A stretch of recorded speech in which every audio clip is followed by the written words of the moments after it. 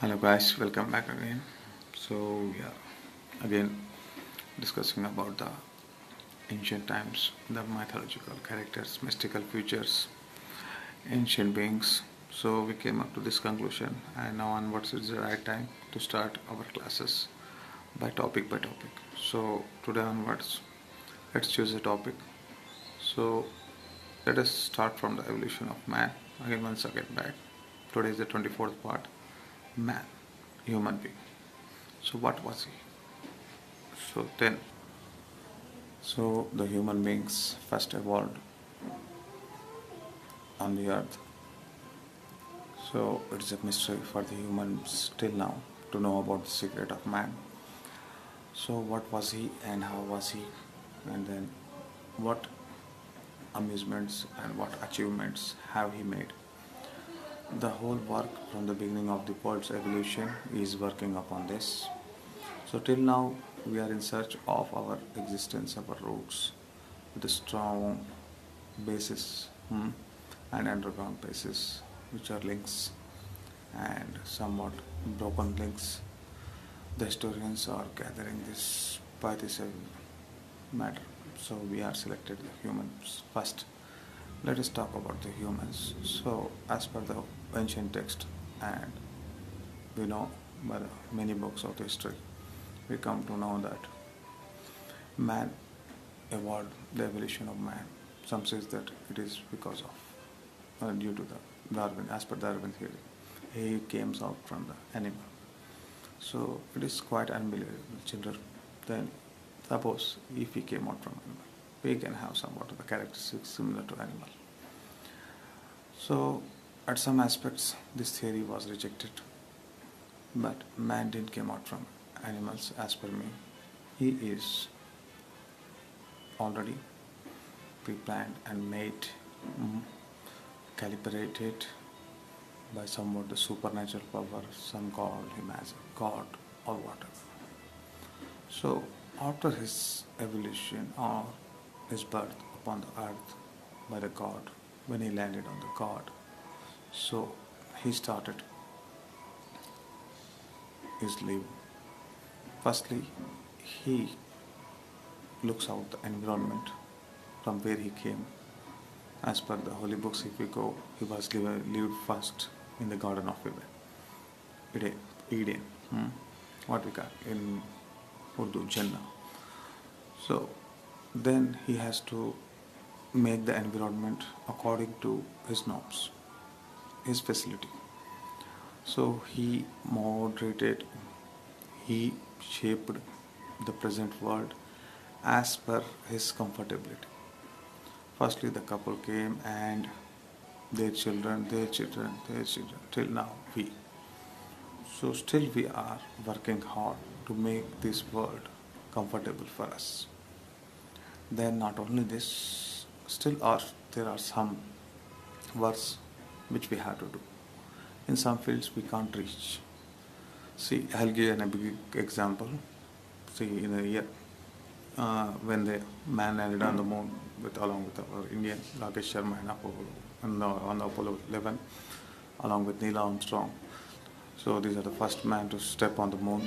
So today's astronauts, when they reached there, they collected some landscape, a part of Earth, of moon, and when they reached back, by seeing their footages, today there are a lot of comments that man never reached the moon, the 2 lakh kilometers away from the Earth, and again how could he come back? So it's a big topic, children. So when they landed, when they hoisted the flag of America upon the land, so by seeing the footage clearly, some commented that how could be the flag of America rolled even if there is no air? It was due to the air, it was rotating here and there. If there is no air, how could be? So coming back to the topic, how it could be possible today, even we are trying hard to work and shape our world as per our comfortability. So these are the minimum things that I told. And today still in our country, in our state, we are seeing the farmers who are holding the wooden ploughs and bulls for the cultivation. Even though the technology came tractors, those who can bear, they can bring not use that machinery. But those who can't, still we are using the cattle for agriculture purpose and many uses. So my topic, I'm relating, if you might have been observed in my lectures that I used to link one topic with another, it was somewhat confusable. So if it is so, then what happened to our ancestral knowledge? If our ancestors are the mythological superhuman beings, or super beings like gods or goddesses as well, so they had the magical powers. They can fly, they can travel easily from one place to another. They're having a lot of strength. So genetically or biologically, we'll get somewhat the DNAs or links or the powers biologically from our ancestors. Why didn't we got that powers? Like the two horns upon our head, with tail, multiple hands and multiple legs, and flying feathers. So this shows this phenomenon. A blind person can tell that they are not our ancestors. If not ancestors, then who are they? Maybe what I told in my previous lectures, this is a generation which was lost after the destruction. We have migrated, it is confirmed. So then the history of Adam, the first human, and Eve, the first woman, the pair, the couple, they settled down on this land. From this aspect, from this point of view, by taking this link, if we try to explore the history, then it will be quite peaceful in the entire world as well as in India and our state Telangana. So if we compare our human condition and our human relations with our ancestors that we are calling, really today it was become a public issue that what we learned in our textbooks about the Aryan theory. Some politicians are saying that Aryans didn't even invade India. So how it could be possible? So what we learned, what we done, it's all fake. They are telling. The people of India are already here. So how it could be? And then I told in my earlier lectures, the Dravidians or the South Indian people are far superior to the North Indian people. Yeah, it is accepted. But how can we disobey or reject the Aryan invasion theory? To reject that, we have to discuss some more things. Like, if it is so, we have to discuss some more things about the South Indian people. Citizen. There are many Siddhantas or fundamentalism, their basic views. So mainly the Tamil people used to believe that they are superior. They only discovered the first letter. They are the inventors of the scripts. From their script, the Sanskrit came. If it is true, then what will be the existence or the importance of Sanskrit? Today we learn up to our education, still we are learning that we are taking Sanskrit as a basic language, root language for all the languages on the Indian plateau. If it is so, then what about the South Indian talk? We have to take all these in our consideration, and then we have to think about the other languages, and then we have to make the roots and links connect with each other. So, and another thing I mentioned in my previous lectures, that what happened. See, in Hinduism, there are the three major gods as well. They call them as gods, the Brahma, Vishnu and Mahesh. So they are having their concepts, South Indians people. We have to respect their moral values. So no religion can dominate another religion. So it is a person's responsibility to accept by his own will. We can't force anybody. We have to love each other. So then, by listening this, I am going to tell you something. The Shiva, The Mahesh is another name. He is, according to the Tamilian aspect, the Dravidian aspect or Tamilian aspect. So they used to call him as the first Homo sapien. He's the first person who was get civilized. And another name, they may call him as a Sitha.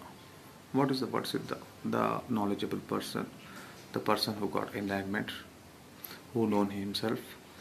So what is then meaning of the first Homo sapien?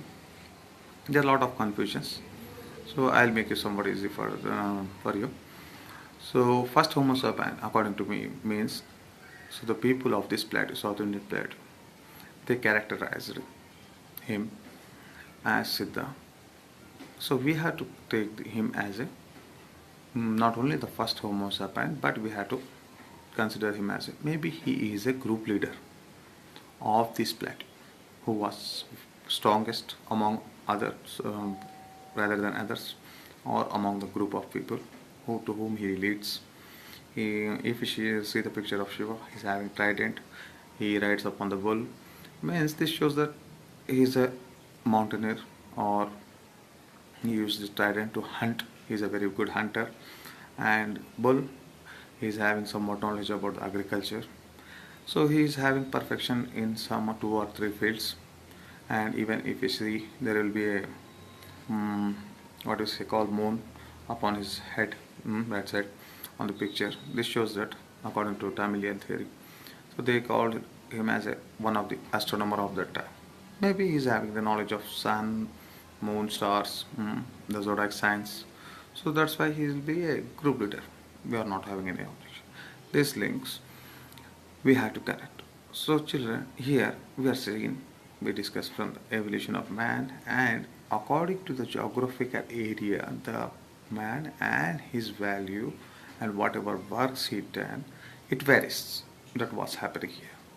The people who don't know about this clearly, they are not having correct imagination or realization upon the topics, they used to fight with each other. See, in the same South India, what happened during the time in the 1055 AD, in this between, then the Canada, the Bijala, a king, and in his courtier, a person used to work as a courtier, as a minister.